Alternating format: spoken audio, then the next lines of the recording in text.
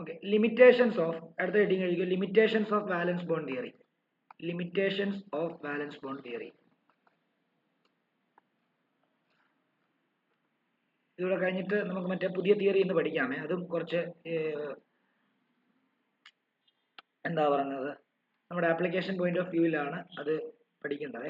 ഇതും കൂടെ എഴുതി കഴിഞ്ഞാൽ limitations of V B T. നമ്മൾ ഓൾറെഡി കഴിഞ്ഞ ദിവസം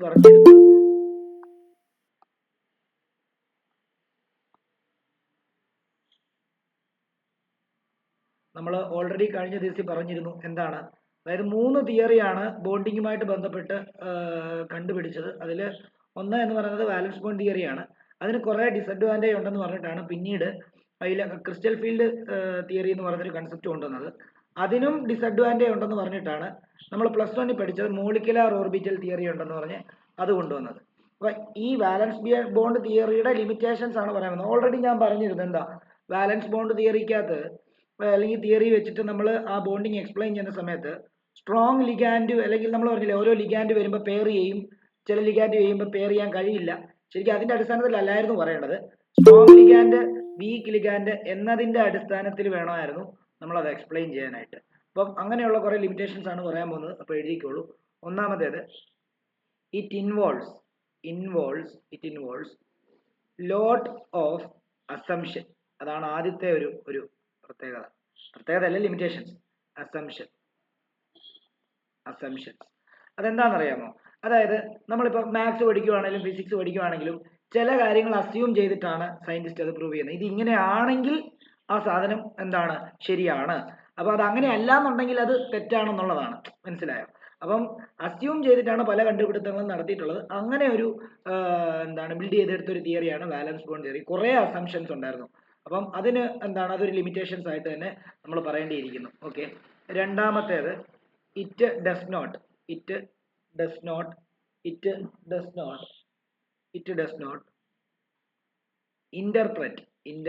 interpret the quantity of magnetic data. Quantity of magnetic data. അതായത് അത് പറയുകയാണെങ്കിൽ നമ്മൾ കഴിഞ്ഞ ദിവസം പറഞ്ഞു അൺപെയ്ഡ് ഇലക്ട്രോൺസ് ഉള്ളതുകൊണ്ട്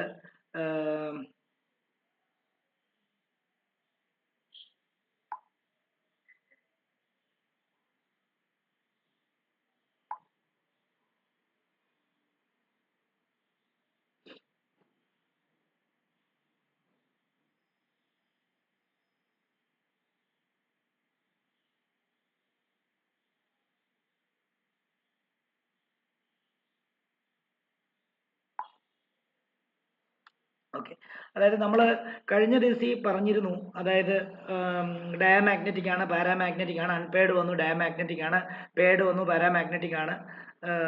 സോറി, തിരിഞ്ഞുപോയി. അപ്പം അത് എത്രത്തോളം പാരാമാഗ്നറ്റിക് ആണ് ഡയമാഗ്നറ്റിക് ആണെന്നുള്ളത് അറിയാം, പക്ഷെ എത്രത്തോളം മാഗ്നറ്റിക് മൊമെന്റ് അതിനുണ്ട് എന്നുള്ളതിനെ പറ്റിയുള്ള ഒരു ഇൻഫർമേഷൻ ഒന്നും വാലൻസ് ബോണ്ട് തിയറി തന്നിട്ടില്ല. മൂന്നാമത്തേത്, ശ്രീരി ഈ ക്ലാസ് ഇപ്പൊ കേട്ടിരിക്കുക, ഞാൻ എഴുതേണ്ട ഭാഗം വരുമ്പോൾ ഞാൻ പറയാം കേട്ടോ, അതുപോലെ എഴുതിയെടുത്താൽ മതിയേ. ശ്രീരി കേട്ടോ, ശ്രീരി കേൾക്കാമോ?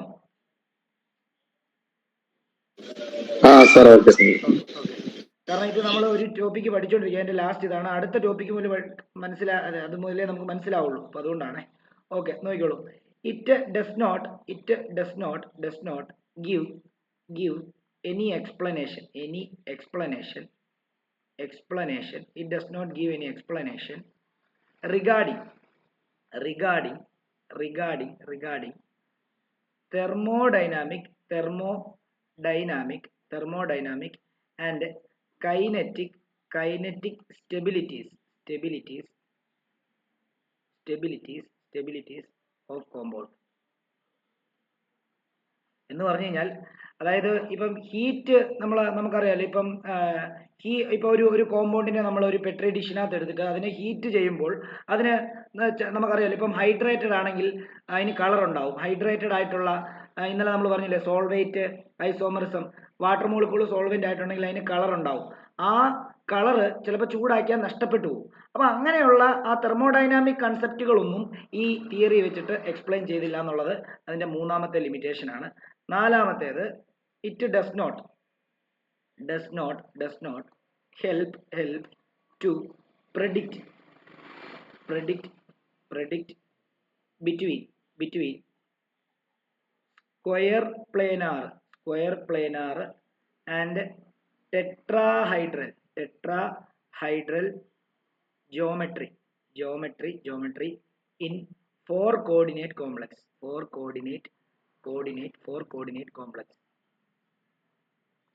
അതായത് ഞാൻ നിങ്ങളോട് പറഞ്ഞായിരുന്നു കോർഡിനേഷൻ നമ്പർ 4 വരുവാണെങ്കിൽ അവിടെ രണ്ട് സ്ട്രക്ചർ പോസിബിൾ ആണ്. ഒന്ന് എന്താണ്, സ്ക്വയർ പ്ലെയിനാർ ക്യാരം ബോർഡ് പോലെയുള്ള സ്ട്രക്ചറും, രണ്ട് ടെട്രാഹൈഡ്രൽ ജോമെട്രി ഉള്ള സ്ട്രക്ചറും എന്ന് നമ്മൾ പറഞ്ഞിരുന്നു അല്ലേ.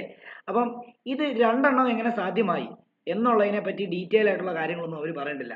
അവര് രണ്ട് ഷേപ്പ് ഉണ്ടെന്ന് മനസ്സിലാക്കി അതിനെപ്പറ്റി പറഞ്ഞെന്നല്ലാതെ അത് എങ്ങനെ രണ്ട് ഷേപ്പ് ആയി, അല്ലെങ്കിൽ രണ്ടിനും കോർഡിനേഷൻ നമ്പർ 4 അല്ലേ, അപ്പോൾ അത് എന്തുകൊണ്ട് അങ്ങനെ രണ്ട് ഷേപ്പ് ആയി എന്നുള്ള കാര്യങ്ങളൊന്നും എന്ത് ചെയ്തില്ല, അവർ എക്സ്പ്ലെയിൻ ചെയ്തില്ല എന്നുള്ളതാണ് വാലൻസ് ബോണ്ട് തിയറി വെച്ചിട്ട്. ഓക്കെ, ഇനി അഞ്ചാമത്തേതും ലാസ്റ്റുമായിട്ടുള്ള ഒരു ഇതെന്ന് പറയുമ്പോൾ it does not distinguish between strong and weak ligand. Strong ലിഗാൻഡിനെയും വീക്ക് ലിഗാൻഡിനെയും പറ്റി എന്ത് ചെയ്തില്ല, അത് കൃത്യമായിട്ട് പഠിച്ചില്ല എന്നുള്ളതാണ്, അല്ലെങ്കിൽ ഡിസ്റ്റിങ്ക്വിഷ് ചെയ്തില്ല എന്നുള്ളതാണ്. നമ്മൾ പറഞ്ഞു, ഇന്നലെ പഠിപ്പിച്ചപ്പോൾ പറഞ്ഞു പെയർ ചെയ്യാൻ കഴിവുള്ളതും പെയർ ചെയ്യാൻ കഴിവില്ലാത്തതും എന്നുള്ളതിന്റെ അടിസ്ഥാനത്തിലാണ് നമ്മൾ പറഞ്ഞത്. പക്ഷെ അങ്ങനെ അല്ലായിരുന്നു പറയേണ്ടത്, സ്ട്രോങ് ലിഗാൻഡും വീക്ക് ലിഗാൻഡും എന്നതിന്റെ അടിസ്ഥാനത്തിലായിരുന്നു പറയേണ്ടിയിരുന്നത്. അത് പിന്നീട് വന്ന ക്രിസ്റ്റൽ ഫീൽഡ് തിയറിയാണ് സ്ട്രോങ്ങും വീക്കും തമ്മിലൊക്കെയുള്ള വ്യത്യാസം മനസ്സിലാക്കിയത്. ഓക്കെ ആണല്ലോ. അപ്പൊ ഇതിനകത്ത് അറ്റ്ലീസ്റ്റ് ഒരു 3 എണ്ണമെങ്കിലും പഠിച്ചു വെക്കുക.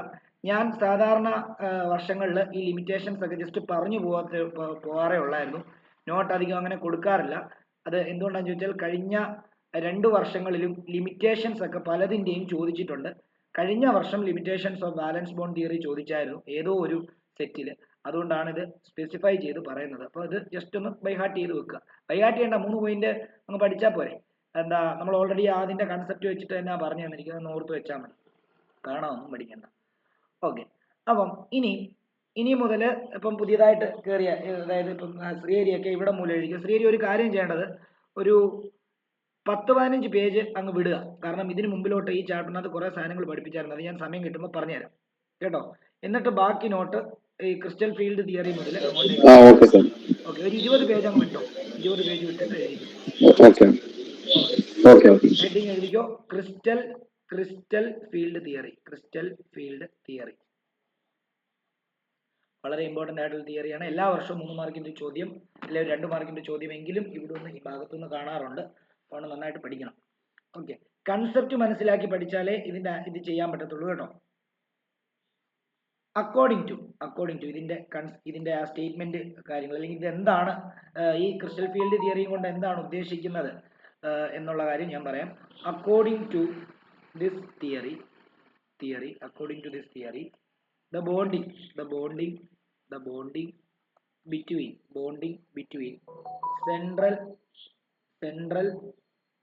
metal and the ligand central metal and the ligand is considered central metal and the ligand is considered to be ഈ കൺസെപ്റ്റ് അങ്ങ് എഴുതിയെടുത്തു. ഇത് വായിച്ചു കഴിഞ്ഞാൽ ഒന്നും മനസ്സിലാകാനൊന്നും പോകുന്നില്ല. ഞാനത് പറഞ്ഞു തരുമ്പോൾ ആ എക്സ്പെരിമെന്റലി ആ കാര്യങ്ങൾ പറഞ്ഞു തരുന്ന സമയത്ത് നിങ്ങൾക്ക് കുറച്ചുകൂടെ നന്നായിട്ട് മനസ്സിലാവും. ഓക്കെ, തൽക്കാലം എഴുതിയെടുത്തോ. The bonding between central metal and the ligand is considered to be electrostatic in nature. The anionic ligand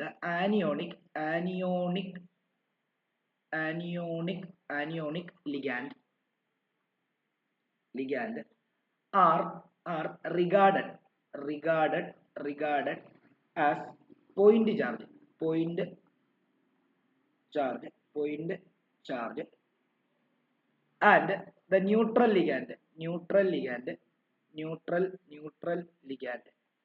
neutral ligand as dipole.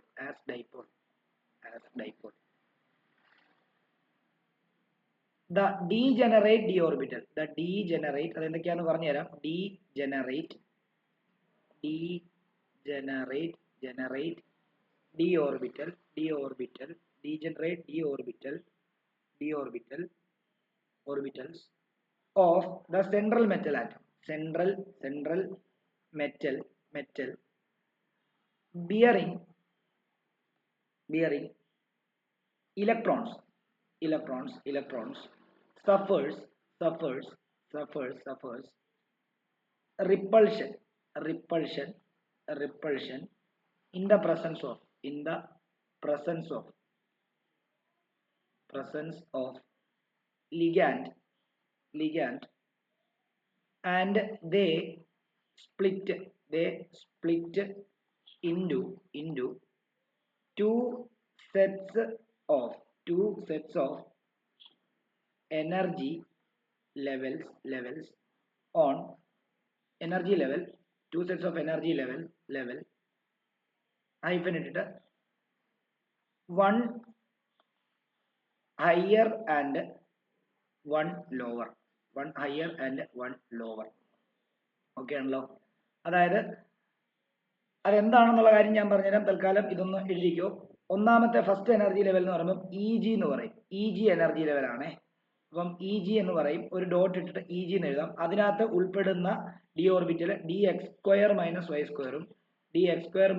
സ്ക്വയറും അതേപോലെ തന്നെ ഡി ഇസഡ് സ്ക്വയറുമാണ്. ഓക്കെ. രണ്ടാമത്തേത് എന്ന് പറയുന്നത് അതായത് ടി ടു ജി എന്ന് പറയും. ഈ ടി ടു ജി എന്ന് പറയുന്നത് എന്താണെന്നറിയാമോ? ഏതൊക്കെയാ? ഡി എക്സ് വൈയും ഡി എക്സ് ഇസഡും ഡി വൈ ഇസഡും ആയിരിക്കും. ഇതിങ്ങനെ എഴുതുമ്പോൾ ഒന്നും മനസ്സിലാകത്തില്ല. തൽക്കാലം എഴുതിയിട്ടോ.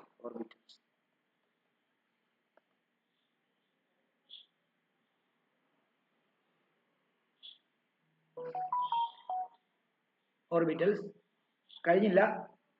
in definite geometry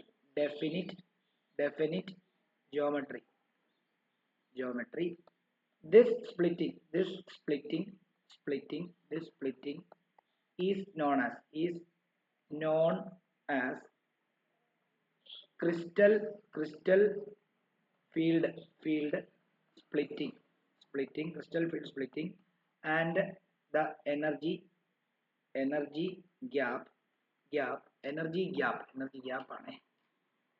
energy gap between the two split level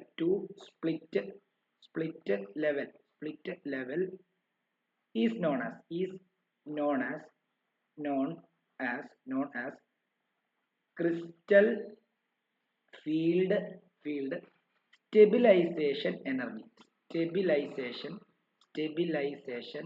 stabilization energy.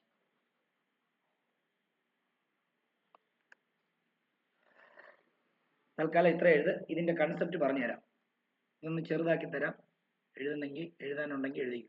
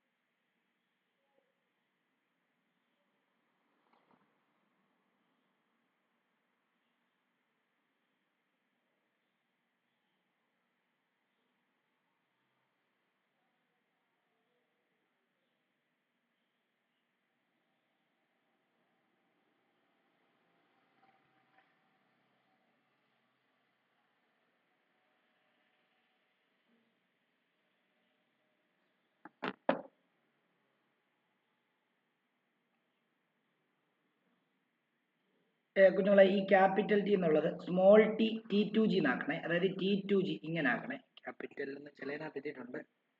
ഇതിങ്ങനെ ആകെ. ഇതാ കുറച്ചുകൂടെ ഓക്കെ, ഇത്ര എഴുതി കഴിഞ്ഞെങ്കിൽ ഇതിന്റെ കൺസെപ്റ്റ് പറഞ്ഞുതരാമേ. അതായത് നമ്മളിപ്പോൾ ഇത്രയും എഴുതി, ഇത് എഴുതിയിട്ടൊന്നും മനസ്സിലായില്ല എന്ന് എനിക്കറിയാം.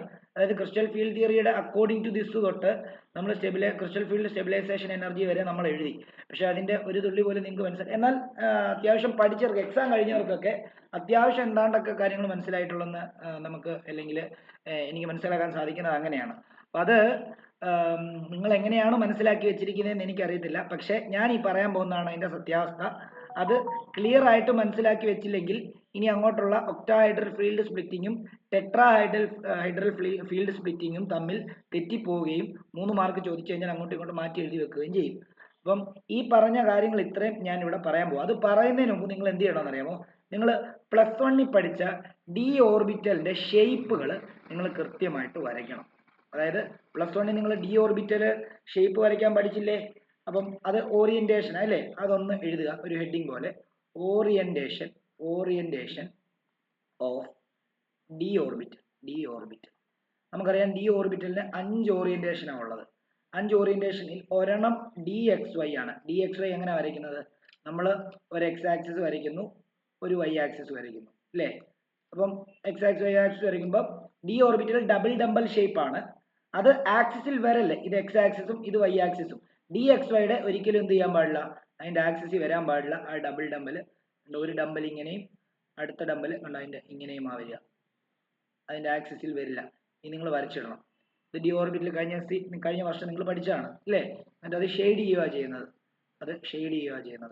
ഓക്കെ, ഇനിയും അടുത്ത ഒരു ഓറിയന്റേഷൻ എന്ന് പറഞ്ഞു കഴിഞ്ഞാൽ DXY ഉണ്ട്, അടുത്തത് XZ ആണ്. അപ്പം അതിനും എന്താണ്, അത് വരയ്ക്കാൻ നിങ്ങൾക്ക് എന്ത് ഗ്രാഫ് മാത്രം മതി? നിങ്ങൾക്ക് ഏതൊക്കെയാണോ വരയ്ക്കുന്നത് അത് മാത്രം വരച്ചാൽ മതി കേട്ടോ. മൂന്നാമത്തെ ആക്സിസ് നിങ്ങൾ വരയ്ക്കേണ്ട, അത് കൺഫ്യൂഷൻ ആവും. അപ്പൊ നിങ്ങൾക്ക് ഇപ്പൊ XZ ആണ് വരയ്ക്കുന്നതെങ്കിൽ ഇത് Xും ഇത് Z ആക്കുക. എന്നിട്ട് എന്ത് ചെയ്യാം, ഇതുണ്ട് അതിന്റെ കണ്ട ഡബിൾ ഷേപ്പ്. ആ ആക്സിസിൽ വരയ്ക്കല്ലേ, കാരണം ഇപ്പൊ നമ്മൾ വരയ്ക്കുന്ന ഓർബിറ്റൽസ് ഒന്നും ആക്സിസിൽ വരുന്നതല്ല, ആക്സിസിന്റെ ഇടയിൽ ഉണ്ടാകുന്ന ഓർബിറ്റലാണ് ഇത്. ഓക്കെ, ഇതാണ് നമ്മുടെ DXZ എന്ന് പറയുന്ന ഓർബിറ്റൽ അല്ലെങ്കിൽ ഓറിയന്റേഷൻ. അതിനെയും ഈ പറഞ്ഞ പോലെ തന്നെ ഷെയ്ഡ് ചെയ്യാം. ഓക്കെ, അടുത്തത് DYZ ആണ്. DYZ എന്ന് പറയുമ്പോഴത്തേക്കും ഇതുണ്ട് ഇങ്ങനെ DYZ ആണ്. DYZ എന്ന് പറയുമ്പോഴത്തേക്കും അത് തന്നെ ഇങ്ങനെ വരും, DYZ. അപ്പം ഇത് Y-ഉം ഇത് Z-ഉം ആണ്. അങ്ങനെയാണെങ്കിൽ നോക്കിയോ, ഇത് ഇങ്ങനെ, ഇത് ഇങ്ങനെ, അതേപോലെ തന്നെ ഇത് ഇങ്ങനെ, അതേപോലെ തന്നെ അതിന്റെ ഡബിൾ ആയതുകൊണ്ട് രണ്ട് ഷേപ്പ് നമ്മൾ അതിന്റെ ആക്സിസിന്റെ ഇടയിൽ വേണം നമ്മൾ കാണിക്കാൻ വേണ്ടി അതും കൂടെ വരയ്ക്കാം. എന്നിട്ട് നമ്മൾ ഷെയ്ഡ് ചെയ്യുക. ഓക്കെ, അപ്പൊ 3 ഓറിയന്റേഷൻ ആയി. ഇനി 2 ഓറിയന്റേഷനും ഉണ്ട്. അതിൽ ഒരെണ്ണം DX² - Y² ആണ്. അതും മെൻഷൻ ചെയ്യാൻ ഞാൻ നോക്കിയോ, ഇങ്ങനെയാണ് ഇരിക്കുന്നത്. നോക്കിയോ, DX² Y² വരയ്ക്കുമ്പോൾ മാത്രം അതിനൊരു വ്യത്യാസമുണ്ടേ. അതായത് ഇതുവരെ നമ്മൾ ആക്സിസിന്റെ ഇടയിലാണ് ഡി ഓർബിറ്റിൽ ഇരിക്കുന്നതെന്ന് കാണിച്ചിട്ടുള്ളത് എങ്കിൽ ഈ DX² - Y² എന്നുള്ളത് കൃത്യം ആ ആക്സിസിൽ തന്നെ ആയിരിക്കും. X²ഉം Y² ആണെങ്കിൽ Xും Yയും വരച്ചിട്ട് അതിന്റെ ആക്സിസിൽ ഡബിൾ ഇട്ടാൽ മതി.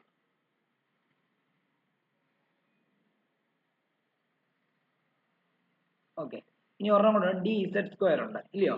അപ്പം അതും ഈ പറഞ്ഞ പോലെ തന്നെ നമ്മൾ എന്ത് ചെയ്തു, നമ്മൾ ആക്സിസ് ഇട്ടു. അപ്പൊ നമ്മൾ എന്താണ് X Y. ഓക്കെ, അല്ല Xും Yയും വേണമല്ലോ, Z അല്ലേ? അപ്പൊ നമ്മൾ Xും Z-ഉം കൂടെ അങ്ങ് എടുത്താൽ മതി.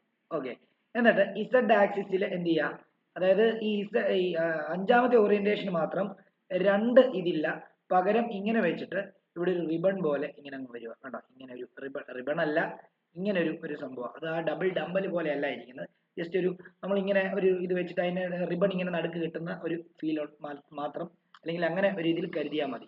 ഇത് DZ² ആണ്. അപ്പം ഇവിടെയും ഷെയ്ഡ് ചെയ്യാൻ മറന്നുപോയെ, ഇതും കൂടെ ഷെയ്ഡ് ചെയ്യാം.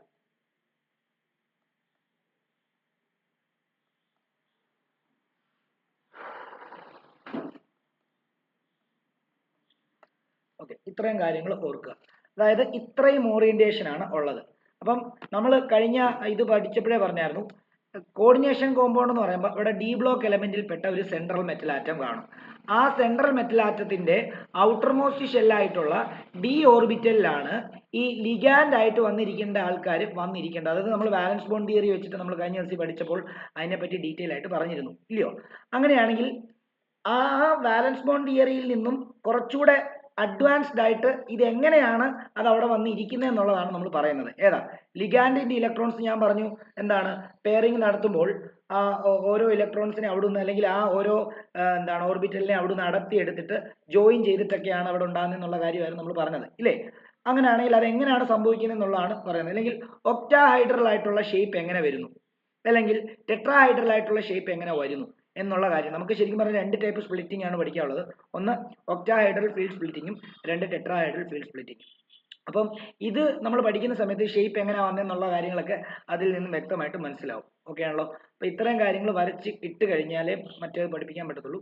അതൊന്ന് അപ്പോൾ ഓർത്തോണം, ഡി എക്സ് വൈ എന്ന് പറയുന്ന ഓർബിറ്റൽ എക്സ് ആക്സിസിന്റെയും വൈ ആക്സിസിന്റെയും ഇടയിലായിരിക്കുന്നത്.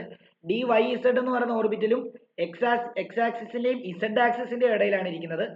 ഡി വൈ ഇസഡ് എന്ന് പറയുന്ന ഓർബിറ്റൽ വൈ ആക്സിസിന്റെയും ഇസഡ് ആക്സിസിന്റെയും ഇടയിലാണ് ഇരിക്കുന്നത്. D X square minus Y square എന്ന് പറയുന്ന ഓർബിറ്റൽ അത് ആ ആക്സിസിൽ തന്നെയാണ് ഇരിക്കുന്നത്. ഡി ഇസഡ് സ്ക്വയർ എന്ന് പറയുന്ന ഓർബിറ്റൽ അതെന്താ, അതും ആ ഇസഡ് എന്ന് പറയുന്ന ആക്സിസിൽ തന്നെയാണ് ഇരിക്കുന്നത്. അപ്പം മൂന്നെണ്ണം ആക്സിസിന്റെ ഇടയ്ക്കും രണ്ട് ഓറിയന്റേഷൻ ആക്സിസിൽ തന്നെയുമാണ് വരുന്നത് എന്നുള്ളത് എപ്പോഴും മനസ്സിലാക്കി വെക്കുക. അത് മനസ്സിലാക്കി വെച്ചാലേ അടുത്ത കൺസെപ്റ്റ് പറയാനായിട്ട് പറ്റുള്ളൂ. ഓക്കെ ആണല്ലോ? ഇത്രയും ഓക്കെ ആണെന്ന് കരുതുന്നു. ഇത്രയും എഴുതിയോ? എല്ലാവരും ഒന്ന് വരച്ചോ ഇല്ലയോ ഒന്ന് റെസ്പോണ്ട് ചെയ്താൽ കൊള്ളായിരുന്നു.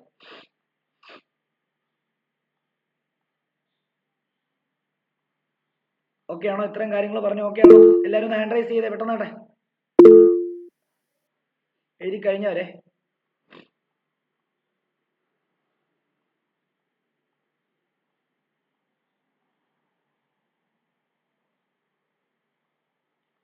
ഓക്കെ, അപ്പം എഴുതി കഴിഞ്ഞു എന്ന് വിശ്വസിക്കുന്നു. അങ്ങനെയാണെങ്കിൽ നമ്മൾ അടുത്തത്, അതായത് ഈ ക്രിസ്റ്റൽ ഫീൽഡ് തിയറിയിൽ നമുക്ക് രണ്ട് സ്പ്ലിറ്റിംഗ് ആണ് പഠിക്കാനുള്ളത്. ഞാൻ നിങ്ങളോട് പറഞ്ഞല്ലോ, അതായത് ഇത് ഡീജനറേറ്റ് ഡി ഓർബിറ്റൽ എന്ന് പറഞ്ഞാൽ ആദ്യം ഒരു കാര്യം മനസ്സിലാക്കി. ഇതൊന്നും വരയ്ക്കാനുള്ളതല്ല, ഇത് കൺസെപ്റ്റ് പറയാൻ പോവാണേ.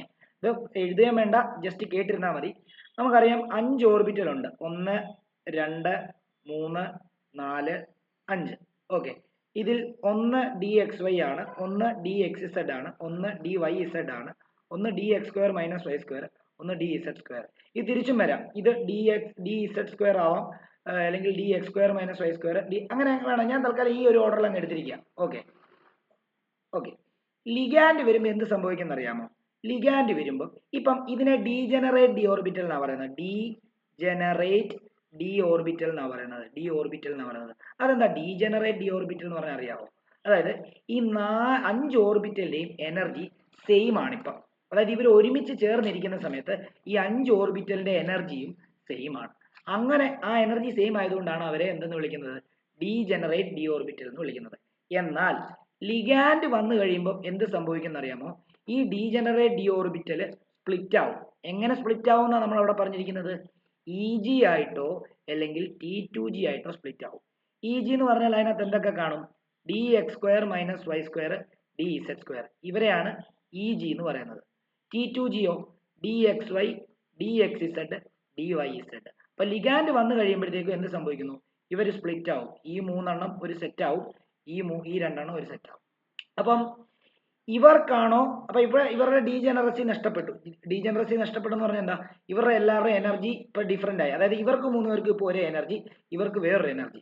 അപ്പൊ ഇതിൽ ആർക്കാണ് എനർജി കൂടുതലെന്ന് തീരുമാനിക്കാനാണ് നമ്മൾ രണ്ടായിട്ട് പഠിക്കുന്നത്: ഒക്ടാഹൈഡ്രൽ സ്പ്ലിറ്റിങ്ങും ടെട്രാഹൈഡ്രൽ സ്പ്ലിറ്റിങ്ങും. ഒക്ടാഹൈഡ്രൽ സ്പ്ലിറ്റിങ്ങിന് ഇതിനകത്ത് ഇപ്പൊ ഇത് T2G, ഇത് ഇ ജി മാന്ന് ഞാൻ പറഞ്ഞു. ഇതിനകത്ത് ചിലപ്പം ചില കേസിൽ ഇ ജിക്ക് ആയിരിക്കും എനർജി കൂടുതൽ, ഇ ജി ആയിരിക്കും ഹയർ ലെവലിലേക്ക് പോകുന്നത്. ചിലപ്പം T2G ആയിരിക്കും പോകുന്നത്. അത് വരുന്ന ലിഗാൻഡ് അനുസരിച്ചാണ് അത് തീരുമാനിക്കുന്നത്, ഇത് എങ്ങനെയാണ് അത് നടക്കുന്നത് എന്നുള്ളത്. ഓക്കെ ആണല്ലോ? അപ്പം നിങ്ങൾ മനസ്സിലാക്കിക്കോണം, നമ്മൾ ഈ ഡീജനറേറ്റ് ഡി ഓർബിറ്റലിനെ സ്പ്ലിറ്റ് ചെയ്യുന്നതിനെ പറ്റിയാണ് നമ്മൾ പഠിക്കാൻ പോകുന്നത്. സ്പ്ലിറ്റ് ചെയ്യാന്ന് പറഞ്ഞു കഴിഞ്ഞാൽ അതിനർത്ഥം എന്തുവാ? സ്പ്ലിറ്റ് ചെയ്യാന്ന് പറയുമ്പോൾ ലിഗാൻഡ് വന്നു കഴിയുമ്പോഴത്തേക്കും ഇത് രണ്ടായിട്ട് സ്പ്ലിറ്റ് ആവും, രണ്ട് എനർജി ലെവലായിട്ട് സ്പ്ലിറ്റ് ആവും. ഇതുവരെ ഡീജനറേറ്റ് ആയിരുന്നു, ലിഗാൻഡ് വന്നു സ്പ്ലിറ്റ് ആയി. എങ്ങനെ സ്പ്ലിറ്റ് ആയി? രണ്ട് ലെവലായിട്ട് സ്പ്ലിറ്റ് ആവും, ഒന്ന് T2Gയും ഒന്ന് ഇ ജിയും. ആണല്ലോ. അപ്പം T2G എന്ന് പറയുന്നത് ഹയർ ആകാം ലോവർ ആകാം, അതേപോലെ EG തന്നെ, EGയും ഹയറും ലോവറും ആകും. അത് തീരുമാനിക്കുന്നത് വരുന്ന ലിഗാൻഡ്. തെറ്റാണോ? അപ്പൊ അങ്ങനെയാണെങ്കിൽ നമുക്ക് ഏത് കേസിലാണ് T2G ഹയർ ലെവലിൽ നിൽക്കുന്നത്, അല്ലെങ്കിൽ ഏത് കേസിലാണ് EG ഹയർ ലെവലിൽ ഇരിക്കുന്നതെന്നാണ് നമ്മൾ പഠിക്കാനായിട്ട് പോകുന്നത്. ഓക്കെ, അപ്പം നിങ്ങൾ സിംപ്ലി നിങ്ങൾ മനസ്സിലാക്കേണ്ട ഒറ്റ കാര്യമേ ഉള്ളൂ, ലിഗാൻഡ് വന്നു കഴിയുമ്പോഴത്തേക്കും ഈ ഒരുമിച്ചിരിക്കുന്ന ഡി ഓർബിറ്റൽ സ്പ്ലിറ്റ് ആവും, അത്രേ ഉള്ളൂ കാര്യം, വേറെ കാര്യങ്ങളൊന്നുമില്ല. അപ്പോൾ അത് എങ്ങനെയൊക്കെയാണ് സംഭവിക്കുന്നതെന്ന് പറയാം. ഇവിടെ മുതൽ നോട്ട് എഴുതിക്കോണം. അതിൽ ആദ്യത്തേത് ഒക്ടാഹൈഡ്രൽ ഫീൽഡ് സ്പ്ലിറ്റിംഗ്. ഹെഡിങ് എഴുതിക്കോ, ഒക്ടാഹെഡ്രൽ ഫീൽഡ് സ്പ്ലിറ്റിംഗ്. ഓക്കെ, അപ്പം ഞങ്ങൾ നിങ്ങളോട് വീണ്ടും പറയാണ്, DXYയും DXZും DYZുമാണ് ഓർബിറ്റലിന്റെ ഷേപ്പ് ആക്സിസിന്റെ ഇടയിൽ വരുന്നത്. DX² - Y²ന്റെയും DZ²ന്റെയും അതേ ആക്സിസിൽ തന്നെയാണ് വരുന്നത് എന്നുള്ള കാര്യം പ്രത്യേകം ഓർത്ത് വെക്കണേ.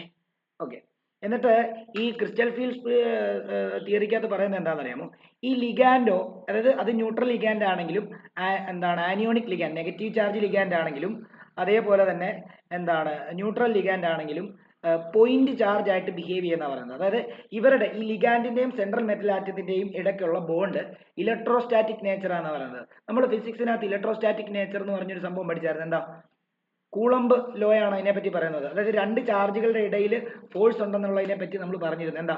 F = 1/4πε0 Q1 Q2/r² എന്നാണ് നമ്മൾ പഠിച്ചിട്ടുള്ളത്.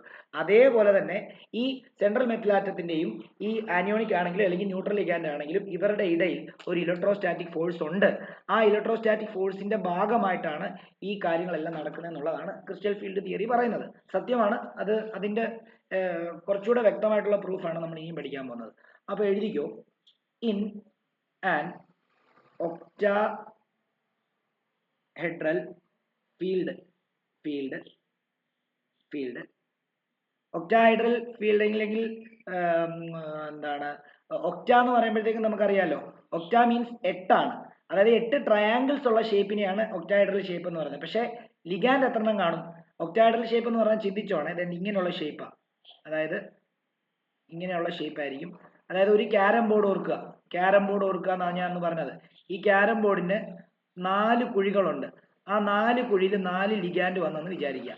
ഇവിടെ ഒരു ലിഗാൻഡ്, ഇവിടെ ഒരു ലിഗാൻഡ്, ഇവിടെ ഒരു ലിഗാൻഡ്, ഇവിടെ ഒരു ലിഗാൻഡ്. ഇത് വരയ്ക്കല്ലേ, മനസ്സിലാൻ വേണ്ടി പറയുന്നതാണ്. കുറെ പേര് ഇടയ്ക്ക് ക്ലാസ് ഒക്കെ മിസ്സായിട്ട് കയറി വരുന്നുണ്ട്, അവർക്ക് വേണ്ടിയാണ് ഈ പറയുന്നത്.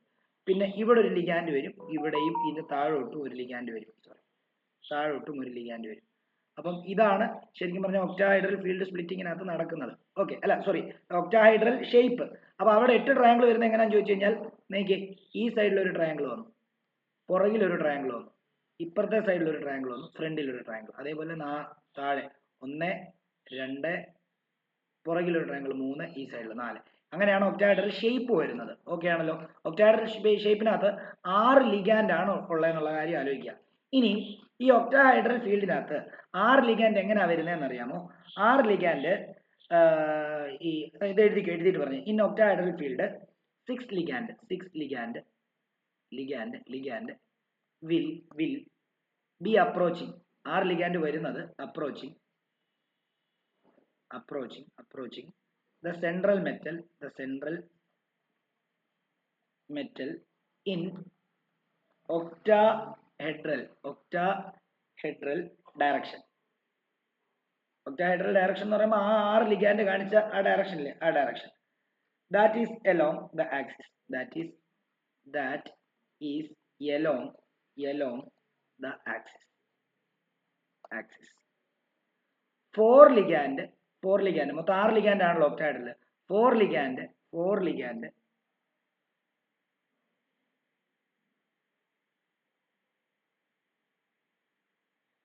will be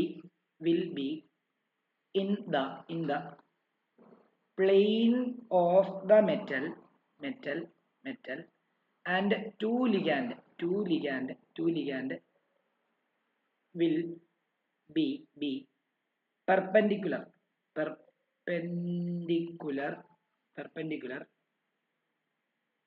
one above the plane. ഞാനിപ്പോൾ വരച്ച് കാണിച്ചത് തന്നെയാണ്. above the plane and one below the plane of central metal atom, central metal atom, central metal atom. അപ്പോൾ the d orbital oriented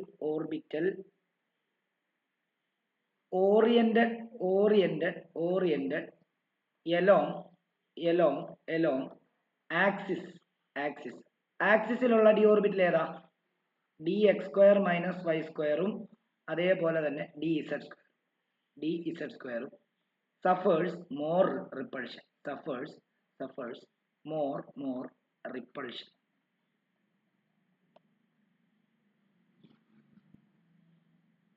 The degeneracy of d orbital is lost.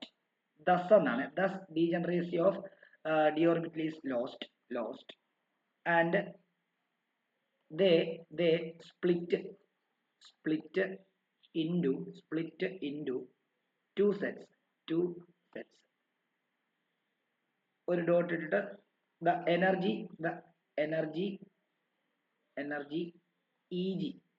EG ആണല്ലോ, energy EG level ഇല്ലേ? EG ആരൊക്കെ ഉണ്ട് അതിനകത്ത്? dx square minus y square ഉം dz square ഉണ്ട്. is raised അതിനായിരിക്കും കൂടുതൽ energy, raised. ഇനി അതേപോലെ തന്നെ the energy രണ്ട് തരം ഉണ്ടല്ലോ.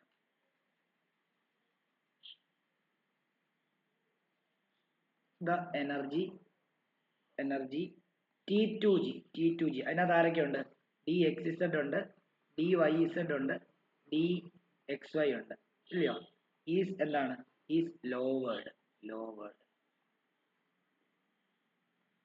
ഇതൊന്നുമല്ല പരീക്ഷയ്ക്ക് വരയ്ക്കേണ്ടത്, ഇനിയിപ്പോൾ വരയ്ക്കാൻ പോകുന്നതാണ്. ഇത് അതിന്റെ കൺസെപ്റ്റ് ആണ്, ഇതൊന്നും എഴുതൊന്നും വേണ്ട. പക്ഷെ ഇത് വായിച്ചാലേ നമുക്കത് മനസ്സിലാക്കാൻ സാധിക്കുകയുള്ളൂ.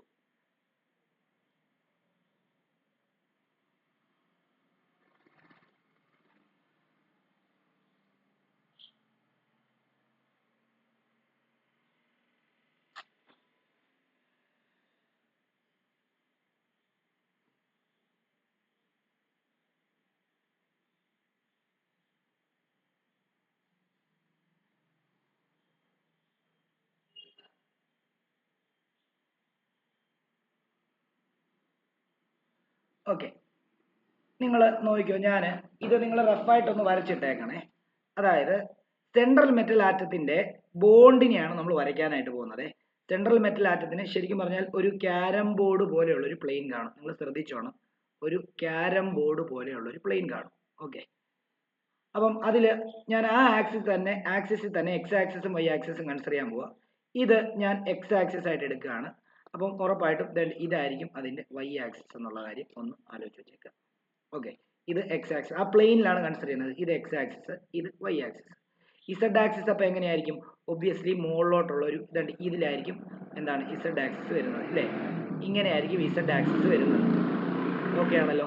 ഇത് ഒരു പ്ലെയിനിലാണ്, ഇത് ഒരു ക്യാരം ബോർഡാണെന്ന് വിചാരിക്കുക. ക്യാരം ബോർഡിന്റെ ആ പ്ലെയിനിൽ തന്നെ രണ്ട് എക്സും വൈയും കൺസിഡർ ചെയ്യാണ്.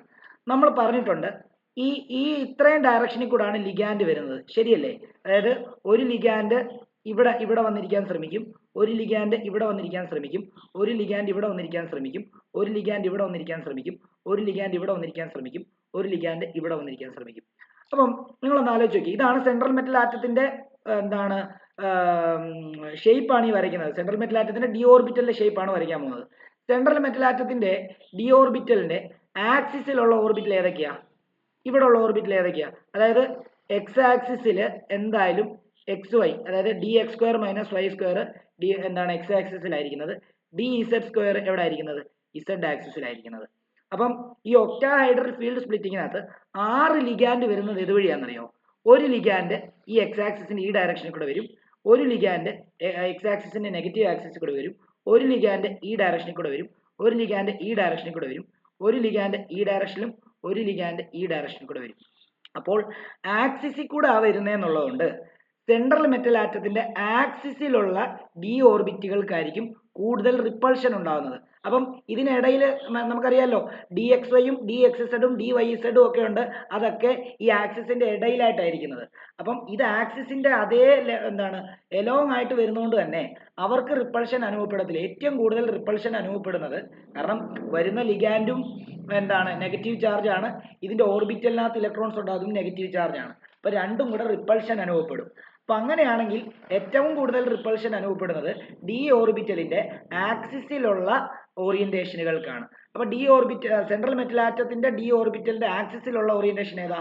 D X square minus Y സ്ക്വയറും ഇസഡ് സ്ക്വയറും. അപ്പൊ റിപ്പൾഷൻ കൂടുതൽ അനുഭവപ്പെടുന്നതുകൊണ്ട് തന്നെ അതിന്റെ എനർജി ആയിരിക്കും റേസ്, അതായത് സ്പ്ലിറ്റ് ചെയ്യുമ്പോൾ അതായിരിക്കും മുകളിലോട്ട് പോകുന്നത്. മറ്റേ ആക്സിസിന് ഇടയ്ക്കിരിക്കുന്ന ഓർബിറ്റലിന്റെ ഓറിയന്റേഷൻ അങ്ങനെ അല്ലെങ്കിൽ അതിന്റെ എനർജി താഴോട്ട് വരും. അപ്പം ഇത് ഇങ്ങനെയാണ്. ഇത് ജസ്റ്റ് നിങ്ങൾക്ക് മനസ്സിലാകാൻ വേണ്ടി വരച്ചതാണ്. നിങ്ങൾ റഫായിട്ട് വരച്ചിരുന്നെങ്കിൽ മാത്രം വരച്ചിട്ടാൽ മതി. അപ്പം നമ്മൾ ഈ മോളിൽ പറഞ്ഞതിന്റെ ഇതാണ് പറഞ്ഞത്. നോക്കിയേ, in octahedral field 6 ligand will be approaching the central metal atom. ഇല്ലേ? In octahedral direction that is along the axis ആണല്ലോ. ആക്സിസിൽ കൂടാണ് ലിഗാൻഡ് എല്ലാം വരുന്നത്. അത് x axis, negative x axis, y axis, negative y axis, z axis, negative z axis. അപ്പൊ അങ്ങനെയാണെങ്കിൽ 4 ligand ആ പ്ലെയിനിൽ കൂടെ തന്നെ വരും, 2 ലിഗാൻഡ് പെർപെൻഡിക്കുലർ ആയിട്ട് വരും ഇസഡ് ആക്സിസിൽ കൂടെ. അപ്പോൾ ആക്സിസിലുള്ള ഡി ഓർബിറ്റലുകൾക്കാണ് സ്പ്ലിറ്റിംഗ് സംഭവിക്കുന്നത്. ആക്സിസിലുള്ളത് d X square minus Y സ്ക്വയറും ഡി ഇസഡ് സ്ക്വയറും ആണ്. അവർ ഹയർ ലെവലിലേക്ക് എന്ത് ചെയ്യും? സ്പ്ലിറ്റ് ആയി പോകും. ഓക്കെ, അത് ഇപ്പൊ ഇത് അതിന്റെ കൺസെപ്റ്റാണ്. ഇനിയും നമുക്കിവിടെ ഒരു പരീക്ഷയ്ക്ക് നിങ്ങൾ വരച്ച് കാണിക്കേണ്ടത് ഇതാ വരച്ച് കാണിക്കേണ്ടത്. അതായത് ഇങ്ങനെ വരയ്ക്കുക. അതായത് 5 ഡി ഓർബിറ്റലിനെ 5 വരയായിട്ട് കാണിക്കുക. ഒന്ന്, ചിലരെ സ്കൂളിൽ കോളം ഇട്ടായിരിക്കും കാണിക്കുന്നത്. എങ്ങനെ ആയാലും കുഴപ്പമില്ല കേട്ടോ. ഞാൻ 5 വര ഇട്ടാണ് പഠിപ്പിക്കുന്നത്. 1 2 3 3 4 4 5. ഇത് 5 ഓർബിറ്റൽ ആണേ, 5 ഡി ഓർബിറ്റലാണ്. ഏതൊക്കെയായത്? അതായത് 1 d x y, 1 d y z, 1 d x z, 1 d X square minus Y square, 1 d z square. Okay ആണല്ലോ. ഇതാണ് ഇത് ലിഗാൻഡ് വന്നു കഴിയുമ്പോൾ എന്ത് ചെയ്യും? ഇതിന്റെ ആവറേജ് എനർജി എന്ന് പറയുമ്പോഴത്തേക്കും ഇങ്ങനെ ഒന്ന് ജസ്റ്റ് ഒന്ന് കാണിച്ചേക്കണേ. അതായത് ഇപ്പോൾ ഉള്ള ഡി ഓർബിറ്റൽ ഒരുമിച്ചിരിക്കുമ്പോൾ അതിന്റെ ആവറേജ് എനർജി ലെവലിന്റെ ആ ഒരു എനർജി ഇങ്ങനെയാണ് കാണിച്ചിരിക്കുന്നത്. ഇത് സ്പ്ലിറ്റ് ആവും ലിഗാൻഡ് വരുമ്പോൾ. രണ്ടെണ്ണം എന്ത് ചെയ്യും? അതായത് കൂടുതൽ ഏതിന്റെ ഇപ്പൊ നമുക്കറിയാലോ ഡി എക്സ് സ്ക്വയർ വൈ സ്ക്വയറും ഡി സെഡ് സ്ക്വയറും ആണ് ആക്സിസ് ഇരിക്കുന്നത്. ഒക്ടാഹൈഡ്രൽ ആയതുകൊണ്ട് ലിഗാൻഡ് എല്ലാം ആക്സിസിൽ കൂടാണ് വരുന്നത്. അവർക്കായിരിക്കും സ്പ്ലിറ്റിംഗ് സംഭവിക്കുന്നത്. അങ്ങനെയാണെങ്കിൽ 1 2 ഇങ്ങനെ 2 ഇവിടെ വരുന്നു, 2 ഇവിടെ വരുന്നു, ബാക്കി 3 താഴോട്ട് പോകുന്നു. 1 1 2 3.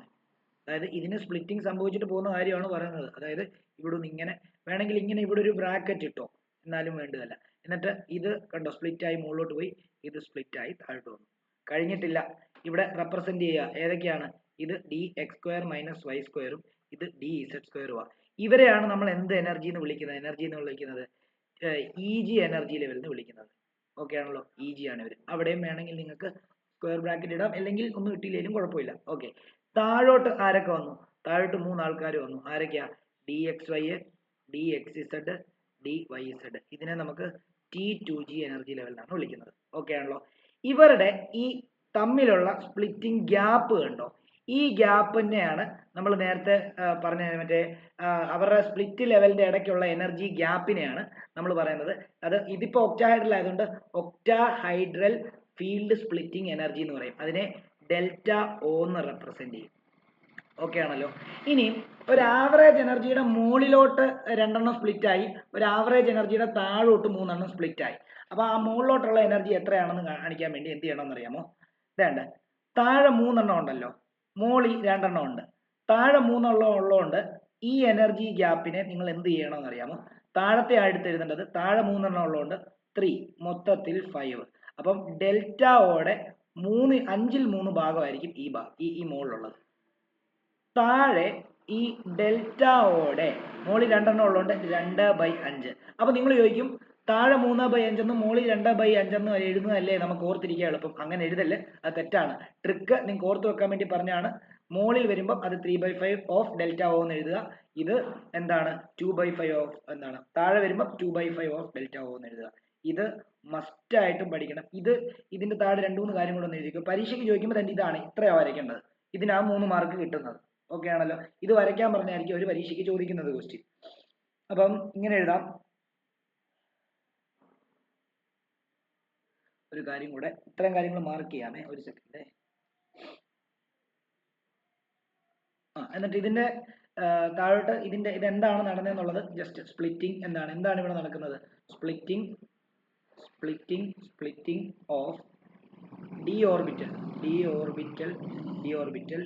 in octahedral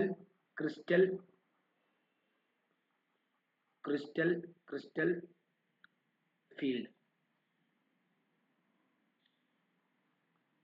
ഇതാണ് ഇവിടെ നടക്കുന്നത്. ഓക്കെ, ഇത് കൃത്യമായിട്ട് എഴുതിയിടുക. ഈ 5 ഇരിക്കുന്ന സമയത്ത് ഇവരുടെ എനർജി എല്ലാം സെയിം ആണ്. അത് സ്പ്ലിറ്റ് ആയി 2 എത്ര എനർജിയാ? അതായത് മുകളിലേക്ക് 2 പോയി താഴേക്ക് 3 വന്നു. ഇനിയും ടെട്രാഹൈഡ്രൽ വരുമ്പോൾ ഇത് നേരെ തിരിഞ്ഞു വരും. മുകളിലേക്ക് 3 പോവും, താഴേക്ക് 2 വരും.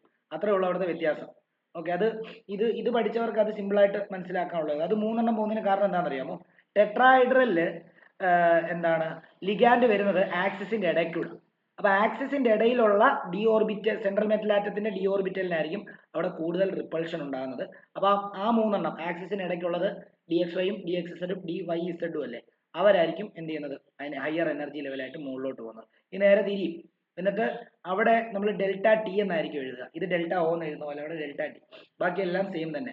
അതായത് 3 മുകളിലോട്ട് പോയതുകൊണ്ട് മുകളിൽ 2/5 ഡെൽറ്റ ടി എന്ന് എഴുതും. 2 താഴോട്ട് വന്നുകൊണ്ട് അവിടെ 3/5 ഡെൽറ്റ ടി എന്ന് എഴുതും. അങ്ങനെയുള്ള കാര്യങ്ങളൊക്കെ ജസ്റ്റ് ഒന്ന് ഓർത്ത് വെച്ചേക്കുക. അത് ഞാൻ പഠിപ്പിക്കാം, ജസ്റ്റ് ഇതിന്റെ കൂട്ടത്തിൽ അതൊന്ന് കണക്ട് ചെയ്ത് പറഞ്ഞതേ ഉള്ളൂ. അപ്പൊ ഇത്രയും കാര്യങ്ങളൊന്ന് വരയ്ക്കണം, വരച്ചോ.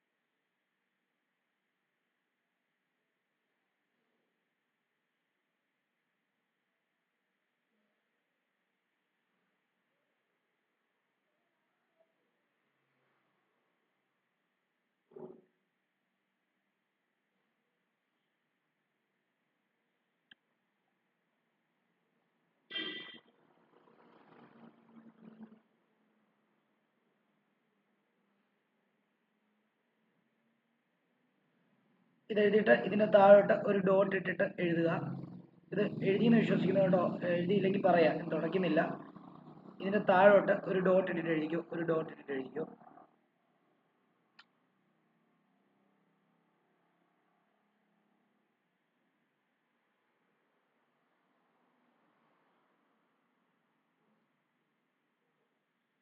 The electron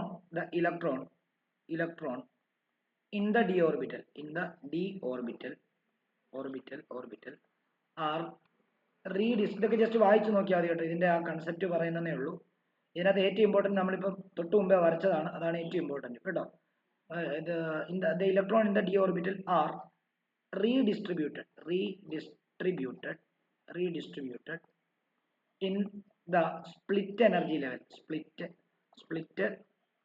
energy level following Aufbau principle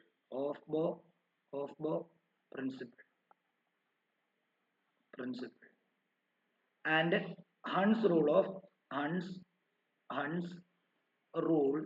of maximum multiplicity.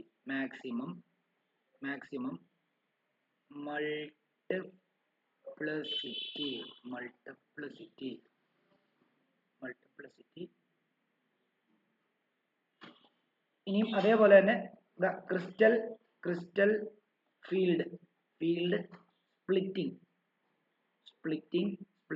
depends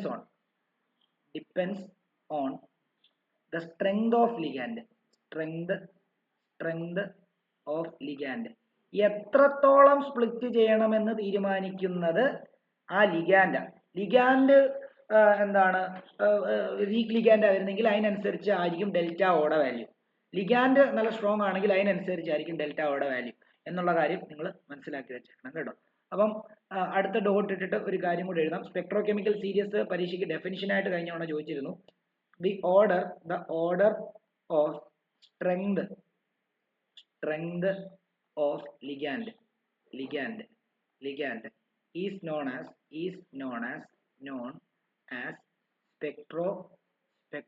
spectrochemical series.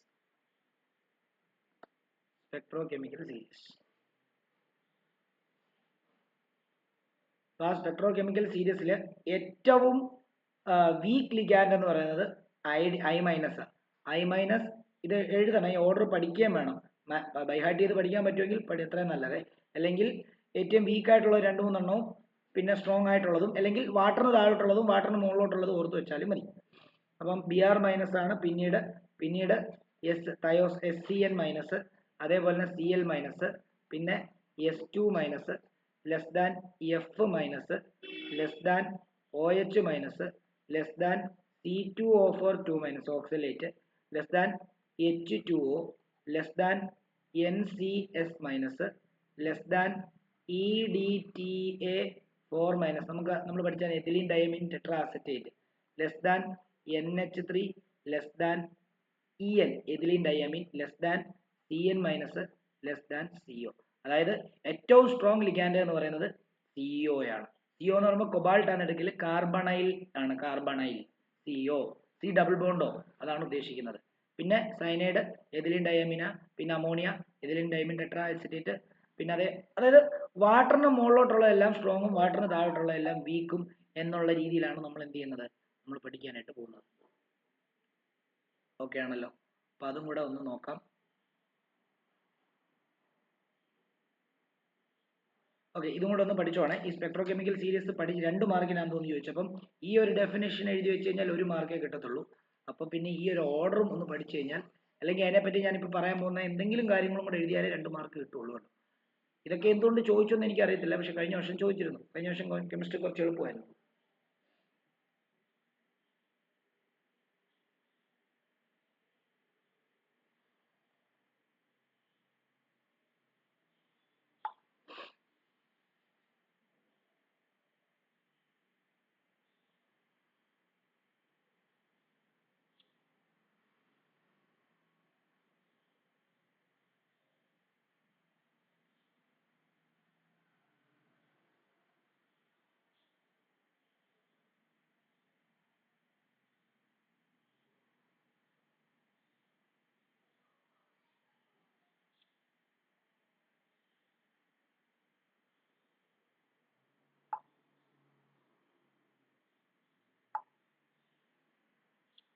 Okay, ഇനി ഒരു ഡോട്ട് ഇട്ട് കുറച്ച് കാര്യം കൂടെ എഴുതി കഴിഞ്ഞ് കഴിഞ്ഞാൽ നമ്മുടെ ഈ ടോപ്പിക്ക് തീർന്നു.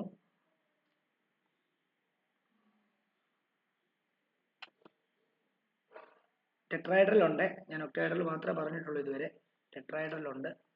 അത് വലുതായിട്ട് എന്താ, നമുക്ക് ആ പടം മാത്രമേ ഞാൻ വരപ്പിക്കുന്നുള്ളൂ, കാരണം അതിനെപ്പറ്റി കൂടുതലായിട്ട് എഴുതിപ്പിക്കുന്നില്ല. കാരണം ഓൾറെഡി നമുക്ക് എങ്ങനെയാണ് സംഭവിക്കുന്നതെന്നൊക്കെയുള്ള കാര്യങ്ങൾ ഇതിൽ നിന്ന് അറിയാമല്ലോ. അപ്പം ഇത് എഴുതിക്കോ. Ligands below water are weak and those above water are strong ligand.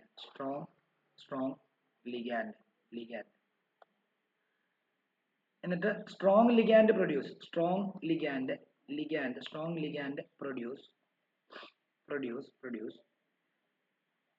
greater field splitting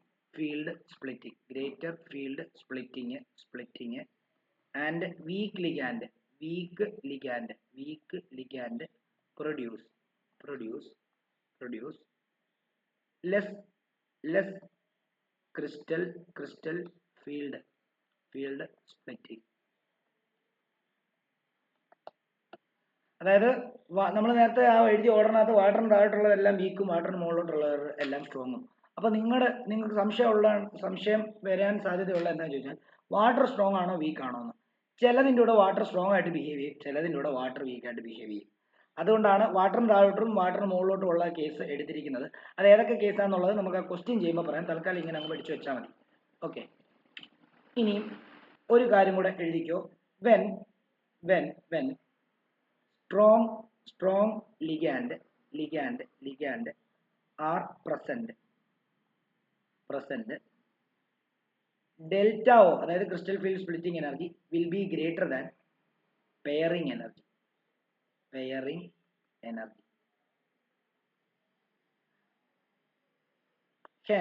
hence electron അതെന്താന്ന് പറഞ്ഞു തരാമേ. Electron will pair up in lower split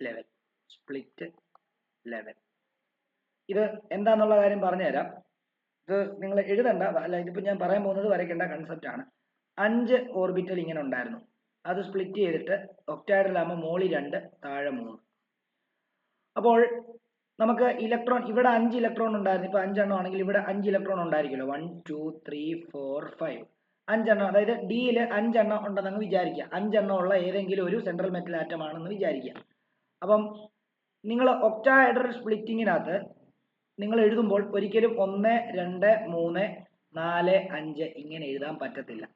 അത് തീരുമാനിക്കുന്നത് ആ ഒക്ടാഹെഡ്രൽ സ്പ്ലിറ്റിങ്ങിന്റെ ആ ഒരു എനർജിയാണ്. ഒക്ടാഹെഡ്രൽ സ്പ്ലിറ്റിംഗ് എനർജി ആണെങ്കിൽ ഇവർ തമ്മിലുള്ള ഗ്യാപ്പ് വളരെ കൂടുതലായിരിക്കും. അങ്ങനെയാണെങ്കിൽ 1 2 3, അതായത് ഓർത്തോണം, ഈ ഇലക്ട്രോൺ ആണ് ഇവിടെ വരയ്ക്കുന്നത്, ഈ രണ്ടാമത്തെ ഇലക്ട്രോൺ ആണ് ഇതിന്റെ ഇവിടെ വരുന്നത്, മൂന്നാമത്തെ ഇലക്ട്രോൺ ഇവിടെ വരും, നാലാമത്തെ അഞ്ചായാലും ശരിക്കും പറഞ്ഞാൽ ഈ ഡീജനറേറ്റ് ആയിട്ടിരിക്കുമ്പോൾ ഇവിടെയായിരുന്നു. പക്ഷെ അത് ഇവരുടെ സ്പ്ലിറ്റിംഗ് എനർജി വളരെ കൂടുതലാണെങ്കിൽ ഒരിക്കലും എന്ത് ചെയ്യാൻ പറ്റത്തില്ല, ആ ഇലക്ട്രോണിന് മുകളിലത്തെ ലെവലിലോട്ട് പോകാൻ പറ്റത്തില്ല.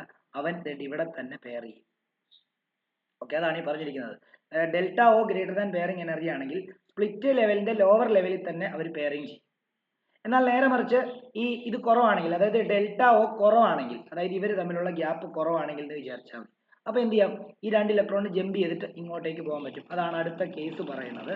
അതും കൂടെ ഇത് വരയ്ക്കുന്ന വേണ്ട, നിങ്ങൾക്ക് മനസ്സിലാൻ വേണ്ടി പറഞ്ഞതേ ഉള്ളൂ. അപ്പം നമുക്ക് അതും കൂടെ ഒന്ന് എഴുതിയേക്കാം. അതുകൂടെ എഴുതി കഴിഞ്ഞാൽ നമുക്ക് തൽക്കാലം ഇങ്ങനെ നിർത്താം. അപ്പം എഴുതിക്കോളൂ. In presence of weak ligand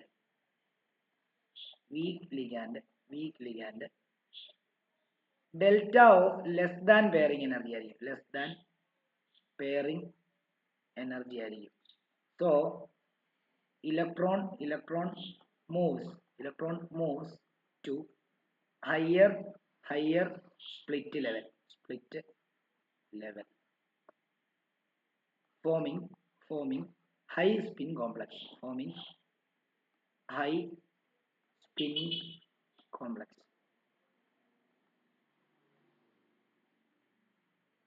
അതായത് ഞാൻ നേരത്തെ പറഞ്ഞു 5 എണ്ണം ഉണ്ടായിരുന്നു. ഇതിൽ 5 ഇലക്ട്രോൺ ഉണ്ടെന്ന് വിചാരിക്കുക. 5ഉം 5 ഓർബിറ്റലിലാണെന്ന് വിചാരിക്കുക. ഓക്കെ, സ്പ്ലിറ്റ് ചെയ്ത് കഴിയുമ്പോഴത്തേക്കും ഇപ്പോൾ ഇവിടെ 2 എണ്ണം വരും, ഇവിടെ 3 എണ്ണം വരും ഒക്ടാഹെഡ്രലാണെങ്കിൽ. അപ്പം ഈ സ്പ്ലിറ്റിംഗ് എനർജി ഡെൽറ്റ ഒ എന്ന് പറയുന്നത് കുറവാണെങ്കിൽ, ഇവർ തമ്മിലുള്ള ഗ്യാപ്പ് കുറവാണെങ്കിൽ ഇപ്പൊ എന്ത് ചെയ്യും, ഇവിടെ ഉള്ള 5 ഇലക്ട്രോണും നോക്കിയോ, 1 2 3, അടുത്ത നാലാമത്തെ എന്ത് ചെയ്യും, അവന്റെ കയ്യിൽ തന്നെ പോകും. കാരണം ഇവർ തമ്മിലുള്ള എനർജി ഗ്യാപ്പ് വളരെ കുറവാണ് വീക്ക് ലിഗാൻഡ് ആണെങ്കിൽ. അപ്പൊ അതുകൊണ്ട് തന്നെ അവർക്ക് ജമ്പ് ചെയ്ത് എന്ത് ചെയ്യാൻ പറ്റും, പെട്ടെന്ന് മറ്റേ ഇതിലോട്ട് പോകാനായിട്ട് പറ്റും. എന്നാൽ മറ്റേ ഇവർ തമ്മിലുള്ള ഗ്യാപ്പ് കൂടുതലാന്ന് നീ മനസ്സിലാൻ വേണ്ടി പറയുന്ന കേട്ടോ. അതായത് എനർജി കൂടുതലാണെങ്കിൽ ഗ്യാപ്പ് കൂടുതലാന്ന് ചിന്തിക്കുക. അപ്പൊ എന്ത് ചെയ്യും, ഇവർക്ക് ഇവിടോട്ട് പോകാൻ പറ്റത്തില്ല, പകരം ഇവർ ഇവിടെ തന്നെ പെയർ ചെയ്യും. അതാണ് ആദ്യത്തെ കേസ് പറഞ്ഞത്. ക്ലിയർ ആണെന്ന് വിശ്വസിക്കുന്നു.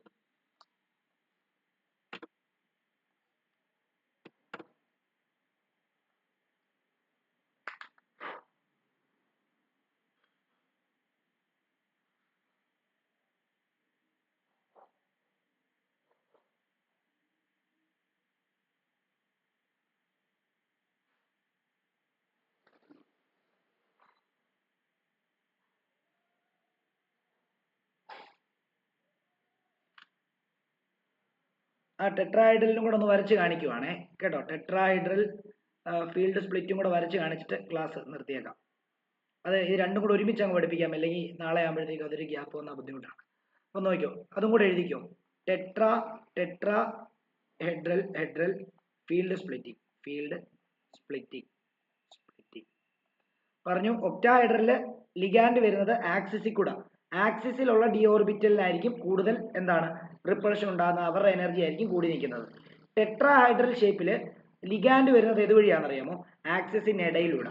അപ്പൊ ആക്സിസിനിടയിലുള്ള ഡി ഓർബിറ്റലുകൾക്കായിരിക്കും, സെൻട്രൽ മെറ്റൽ ആറ്റത്തിന്റെ ഡി ഓർബിറ്റലുകൾക്കായിരിക്കും കൂടുതൽ റിപ്പൾഷൻ ഉണ്ടാകുന്നത്, അതിനായിരിക്കും എനർജി ഹയർ ലെവലിലേക്ക് ഉയർത്തപ്പെടുന്നത്. അപ്പൊ അതെന്താന്നുള്ള കാര്യം ഒന്ന് എഴുതിയേക്കാം, പടം ഒന്നും ഞാൻ വരയ്ക്കുന്നില്ല.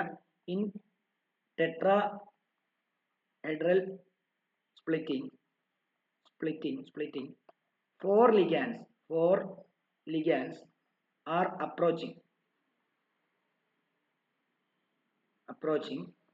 the central metal atom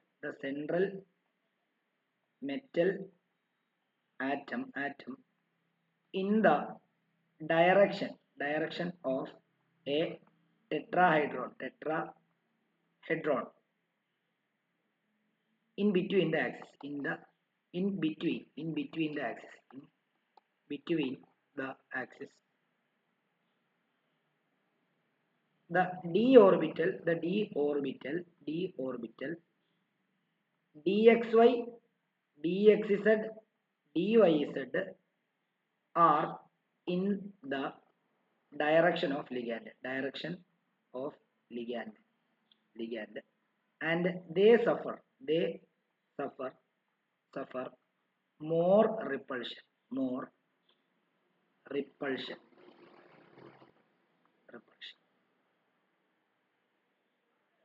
okay ആണല്ലോ. അപ്പം അങ്ങനെയാണെങ്കിൽ ആ പടം എങ്ങനെയാ വരുന്നതെന്ന് കൂടെ പറഞ്ഞു കഴിഞ്ഞാൽ നമ്മുടെ ഇത് തീർന്നു. അതും കൂടെ ഒന്ന് വേണ്ട നോക്കിക്കോളൂ. അപ്പം നമ്മുടെ 5 ഡി ഓർബിറ്റൽ വരയ്ക്കുകയാണ്. 5 ഡി ഓർബിറ്റൽ 1 2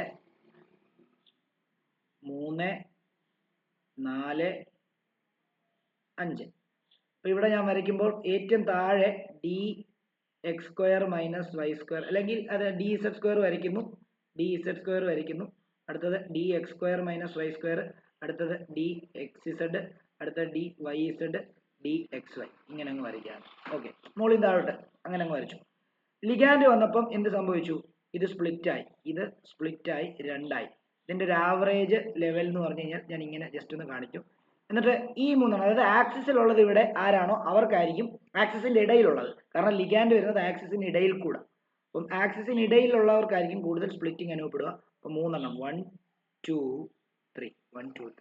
അതേപോലെ തന്നെ ഇവിടെ 1 2. ഓക്കെ, നിങ്ങൾക്ക് ബ്രാക്കറ്റ് ഇട്ട് എഴുതണമെങ്കിൽ ചെയ്യാം, അല്ലെങ്കിൽ അങ്ങനെ എങ്ങനെ ആയാലും കുഴപ്പമില്ല. അപ്പൊ ഇവിടെ d x z, d y z, d x y, ഇവിടെ ഡി ഇസഡ് സ്ക്വയറും d X square minus. Okay ആണല്ലോ. ഇനി ഇവര് തമ്മിലുള്ള ഈ സ്പ്ലിറ്റിങ്ങിനെ നമ്മൾ ഡെൽറ്റ ടി എന്നാണ് പറയുക, ടെട്രാഹൈഡ്രൽ ഫീൽഡ് സ്പ്ലിറ്റിംഗ് എനർജി. മുകളിലോട്ടുള്ള ഈ ഒരു വ്യത്യാസത്തെ നമ്മൾ താഴെ 2 എണ്ണം ഉള്ളതുകൊണ്ട് മുകളിൽ 2/5 ഡെൽറ്റ ടി എന്ന് എഴുതുക. അതേപോലെ തന്നെ ഇവർ തമ്മിലുള്ള വ്യത്യാസത്തെ മുകളിൽ 3 ഉള്ളതുകൊണ്ട് 3/5 ഡെൽറ്റ ടി എന്ന് എഴുതുക. മുകളിലത്തെ എണ്ണം നോക്കിയിട്ട് താഴെ എഴുതിയാൽ അങ്ങനെ പഠിച്ചാൽ മതി, അല്ലെങ്കിൽ കൺഫ്യൂഷൻ ആവും. ഇനി ഈ ഡെൽറ്റ ടിയും ഡെൽറ്റ ഒയും തമ്മിലുള്ള വ്യത്യാസം എന്താണെന്നറിയോ? ശരിക്കും ഡെൽറ്റ ഓടെ 9/4 ഭാഗം മാത്രമേ ഉള്ളൂ ഡെൽറ്റ ടി. അതായത് ഒക്ടാഹൈഡ്രൽ സ്പ്ലിറ്റിംഗ് നടക്കുന്ന എനർജിയുടെ 9/4 ഭാഗം മാത്രമേ ടെട്രാഹൈഡ്രൽ സ്പ്ലിറ്റിംഗ് എനർജി ഉള്ളൂ എന്നുള്ളതാണ് മനസ്സിലാക്കേണ്ടത്. അപ്പൊ അതും കൂടെ ഇവിടെ ഒന്ന് എഴുതിയെടുക്കാം. ഇതും കൂടെ എഴുതിയിട്ട് ഒരു ഡോട്ട് ഇട്ട് tetrahedral complex usually forms high spin complex as the splitting produced is less.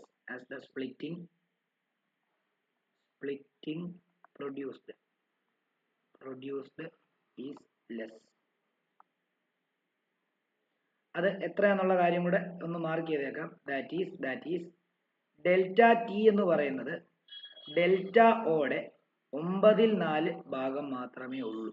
കണ്ടോ, ഇതൊന്ന് മാർക്ക് ചെയ്തിട്ടേക്കാം. അപ്പൊ നമ്മുടെ ഇതുമായിട്ട് ബന്ധപ്പെട്ട എല്ലാ ടോപ്പിക്കും തീർന്നു. ഇനി just colour in coordination compound, അതേപോലെ തന്നെ limitation of crystal field theory, bonding in metal കാർബോണൈലും കൂടെ കഴിഞ്ഞ് കഴിഞ്ഞാൽ പിന്നെ അത്രേ ഉള്ളൂ. ഈ 3 ടോപ്പിക് കൂടെ പഠിക്കാനുള്ളൂ. പിന്നെ കുറച്ച് യൂസസ്, കുറച്ച് ആപ്ലിക്കേഷൻ ഉണ്ട്. നാളെ ഒരു ക്ലാസ് കൊണ്ട് നമുക്ക് ഇത് തീർക്കാനായിട്ട് സാധിക്കും. ഓക്കെ ആണല്ലോ? എഴുതി കഴിഞ്ഞവര് ലെഫ്റ്റ് ആവാം. എഴുതി കഴിഞ്ഞവരും അല്ലെങ്കിൽ എന്തെങ്കിലും ഡൗട്ട് ഒന്നും ഇല്ല എന്ന് കൺഫേം ആണെങ്കിൽ ലെഫ്റ്റ് ആവാം. അതേപോലെ തന്നെ ഈ വീഡിയോ ഇടയ്ക്ക് വല്ലോ നെറ്റ്വർക്ക് വല്ലോ ഇഷ്യൂ ആയിട്ട് ആർക്കെങ്കിലും ലെഫ്റ്റ് ആയി പോയിട്ടുണ്ടെങ്കിൽ വീഡിയോ വേണമെങ്കിൽ ചോദിച്ചു കഴിഞ്ഞാൽ പേഴ്സണലായിട്ട് അയച്ചു തരാം. ഡൗട്ട് ഒന്നും ഇല്ലെങ്കിൽ ഇങ്ങനെ നിർത്താം.